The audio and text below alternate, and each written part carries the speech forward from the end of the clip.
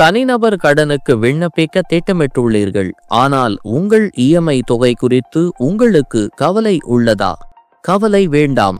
SMFG India credit தனிநபர் கடன் EMI கால்குலேட்டரை பயன்படுத்தி உங்கள் மாதாந்திர தவணை எவ்வளவு என்பதை தெரிந்து கொள்ளவும். இந்த வழியில் உங்கள் மாதாந்திர தவணைகளை முன்கூட்டியே நீங்கள் திட்டமிடலாம். தனிநபர் கடன் இஎம்ஐ கால்குலேட்டரை எவ்வாறு பயன்படுத்துவது என்பதை அறிய www.smfgindiacredit.com பார்வையிடவும்.